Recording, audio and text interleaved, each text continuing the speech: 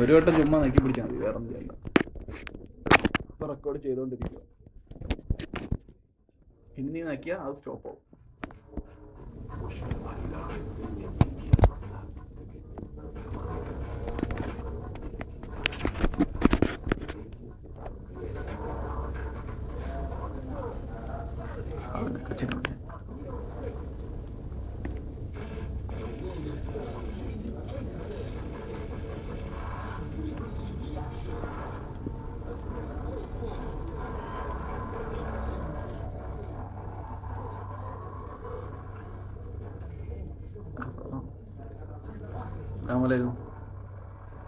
എവിടെ അടി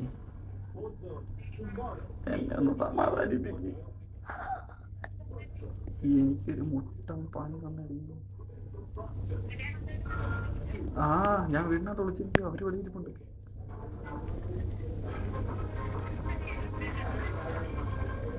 എനിക്കറിയത്തില്ല. ഞാനാണെങ്കിൽ ഇന്ന് ഞങ്ങൾ ഓടാൻ പോകാന്നും പറഞ്ഞ് ഇറങ്ങിയപ്പോൾ നബിൻ പറഞ്ഞ് പാടാച്ചി അപ്പൊ പുട്ടും മീൻകറി ഉണ്ടാക്കി വെച്ചേക്കും, നമുക്ക് അവിടെ പോകാന്ന് പറഞ്ഞു. ഞാനും അമ്മയും നബിൻ ഇങ്ങോട്ട് വന്നേ. ഇവിടെ വന്നിരുന്ന് ഇങ്ങനെ കളിയും പിരിച്ചൊക്കെ സംസാരിച്ചൊക്കെ ഇരുന്ന് കുറച്ച് കഴിഞ്ഞപ്പോൾ ഒരു കോളിംഗ് ബെൽ അടിച്ചു. അപ്പോൾ നമ്മൾ ചിന്നൊക്കെ കൊച്ചാപ്പായിരിക്കുമെന്ന് പറഞ്ഞ് ഞാൻ ഓടിച്ചാടി തുറക്കാൻ പോയതാ. തുറന്നപ്പോ നെക്ക കൊച്ചാപ്പ ഇങ്ങനെ എന്നെ ദയനീയാവസ്ഥയിൽ നോക്കുന്നു. വളരെ എടാ കഷ്ടം തന്നെ നിന്റെ കാര്യം എന്നുള്ള രീതിയിൽ ഞാൻ വാതിൽ കുറച്ചും കൂടെ തുറന്നപ്പം പുള്ളിക്കാരൻ നിൽക്കുന്നു. പുള്ളിക്കാരൻ്റെ വൈഫും മോളും ഫാമിലി ആയിട്ട്. അതല്ലേ ഞാൻ കണ്ടില്ല. ഞാൻ നോക്കിയില്ല. ഞാൻ നോക്കിയൊന്നുമില്ല. ഞാൻ അപ്പഴേ വാവന്റെ പുറകിലോട്ട് പയ്യെ മാറി എല്ലാവരും അകത്തോട്ട് കയറ്റിയിട്ട് വേഗം വീടിനകത്ത് കയറി റൂമിനകത്ത് വിളിച്ചിരിക്കുന്നു. എന്തിന് ഓടിയോട്ട്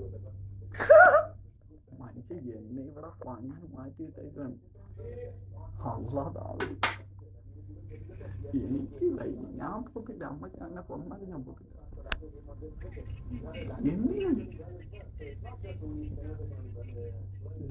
ഗസ്റ്റ് ഞാനും ഗസ്റ്റ്, അതുകൊണ്ട് കുഴപ്പമില്ല.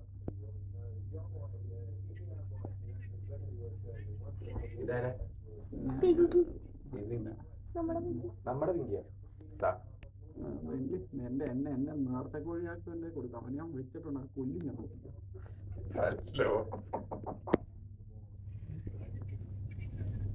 പെണ്ണുണ്ട്, പെണ്ണിന്റെ വാപ്പുണ്ട്, പെണ്ണിന്റെ അനിയത്തിയുണ്ട്.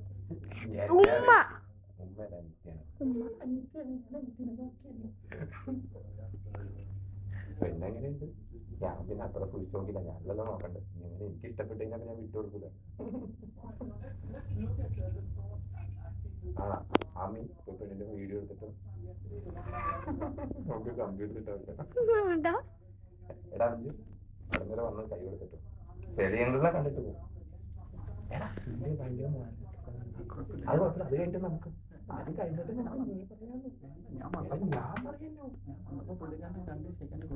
എന്നാലും അങ്ങനെ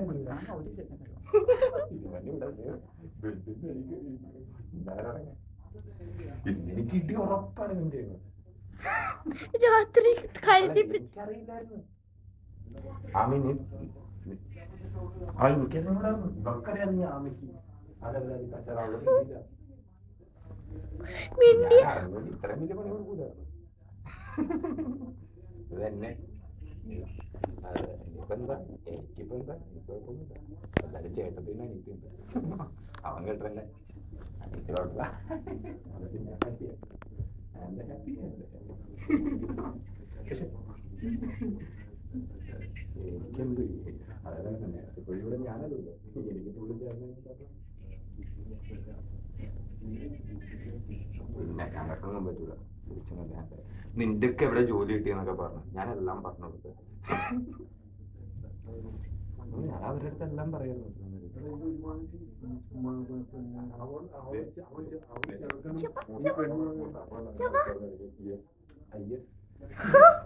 ഞങ്ങളുടെ ഫ്രണ്ട്സാണ്. എടാ അവര് പോകാൻ പോകുന്നു. അവിടെ ഒരു ഷേക്കൻഡ് കൊടുത്താൽ മതി, വേറെ ഷേക്കൻഡ് കൊടുക്കണ്ടാന്ന്. ഞാൻ വരാം. ഞാൻ വരാം.